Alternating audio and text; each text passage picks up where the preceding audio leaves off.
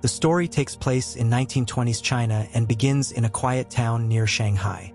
A dedicated scientist named Walter Fane moves there with his wife, Kitty. Unlike Walter, however, Kitty struggles to adjust to the simple countryside life. Just 2 years earlier, she had been enjoying luxurious parties in London, surrounded by wealth, excitement, and high society. At one of those parties, Kitty first met Walter. The shy but intelligent doctor instantly fell in love with her and nervously asked her to dance. The next day, Kitty discovers that her father had purposely invited Walter, hoping the wealthy scientist would eventually marry her. Although Kitty has no real desire to get married, her mother harshly reminds her that they can no longer support her carefree lifestyle at home. Furious and feeling trapped, Kitty storms toward the front door, only to accidentally run into Walter, who has come to deliver a gift. Desperate to escape her family, Kitty suddenly pretends to return Walter's feelings, and the two begin spending more time together. Not long after, Walter gathers the courage to propose. Kitty admits she doesn't truly love him, but Walter quietly replies that she may learn to love him someday and promises to dedicate himself to her happiness. Still uncertain, Kitty returns home without giving him a clear answer. But after overhearing her mother call her a hopeless burden, she angrily agrees to marry Walter. Soon, the couple moves into a large house in Shanghai. Walter treats Kitty kindly, but his cold and reserved personality leaves her feeling lonely and bored. While he focuses almost entirely on his medical research, Kitty longs for passion, excitement, and attention. Everything changes when they attend a gathering hosted by the Townsends, a wealthy British couple living in Shanghai. There, Kitty meets Charles Townsend, a charming and handsome vice-consul. Unlike Walter, Charles is confident, playful, and attentive. While Walter quietly watches the stage performance, Charles leans close to Kitty and whispers amusing comments in her ear, making her laugh for the first time in a long while. Before long, Kitty begins a secret affair with Charles. One day, while Walter is away, Kitty invites Charles to the house. As they spend time together, they suddenly hear someone trying to open the bedroom door. Fortunately, Kitty had locked it. Terrified that it might be Walter, she panics, but Charles confidently tells her that even if Walter had discovered them, he probably wouldn't have done anything. Later, Kitty notices that Walter had quietly left a package for her while she was asleep, a small gesture that makes her feel slightly guilty.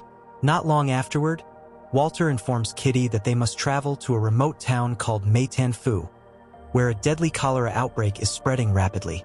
Kitty refuses to go, believing it is far too dangerous for her. That is when Walter finally reveals that he knows about her affair with Charles.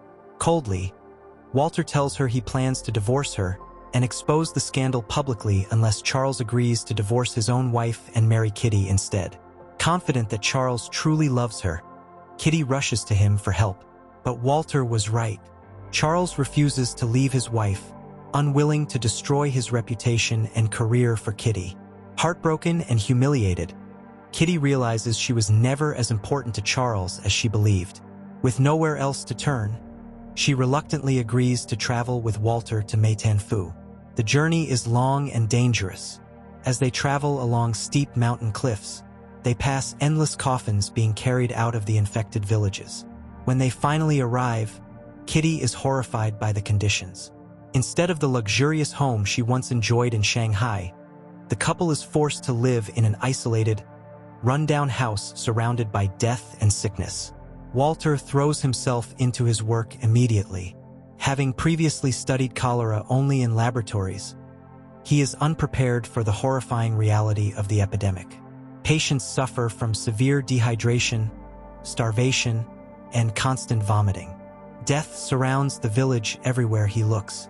Meanwhile, Kitty feels trapped and miserable. Hoping for comfort, she writes a letter to Charles describing how unhappy she is. Soon afterward, she visits Waddington, the British deputy commissioner and their only nearby neighbor. There, she unexpectedly meets his young companion, Wang Shi. Waddington explains that because of the outbreak, mail can no longer be safely delivered. However, he offers to secretly send Kitty's letter another way. During their conversation, He casually mentions Charles's reputation for having countless affairs with women.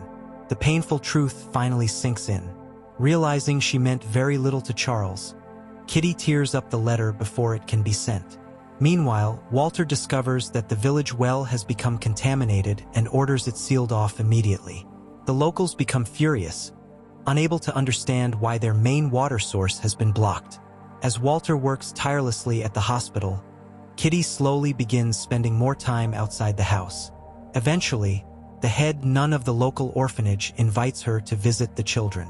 While showing her around, the nun praises Walter endlessly for his dedication and compassion toward the sick villagers. For the first time, Kitty begins seeing her husband differently. Later that night, she finds Walter asleep at his desk after days of non-stop work. Curious about his research, she attempts to speak kindly with him, but Walter remains emotionally distant. Finally, Kitty asks him if he truly hates her that much. Walter quietly responds that he only hates himself for loving her so deeply in the first place.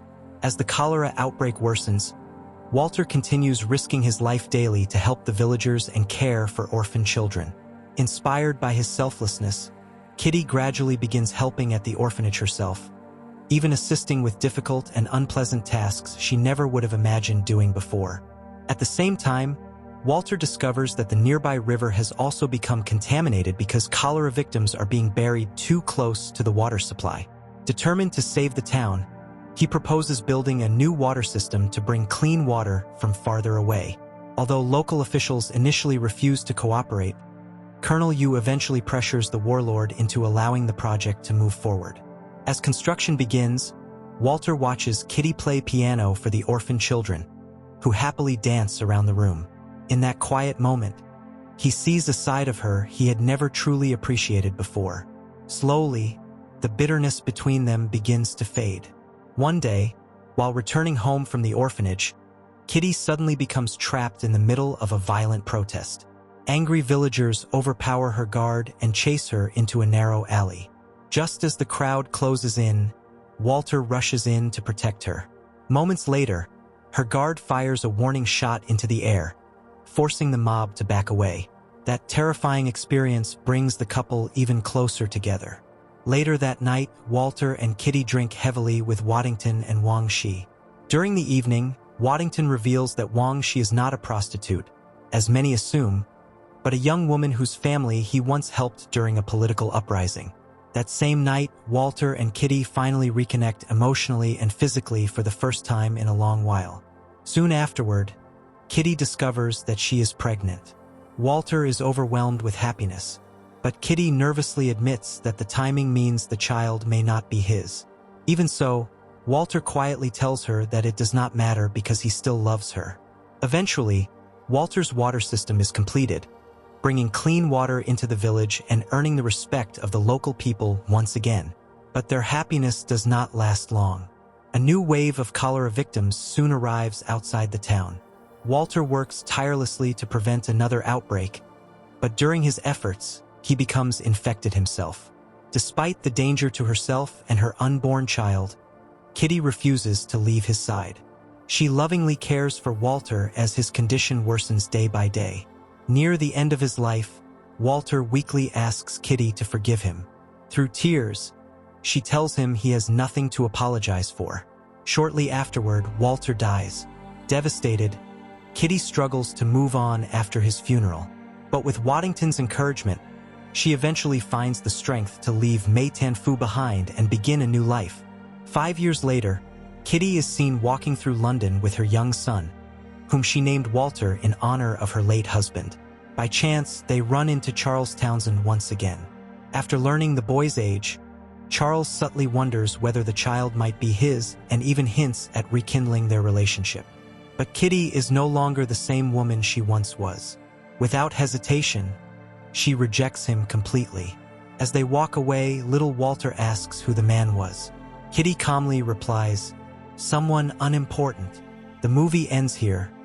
Please, my family, don't forget to like the video and subscribe to the channel. Thank you.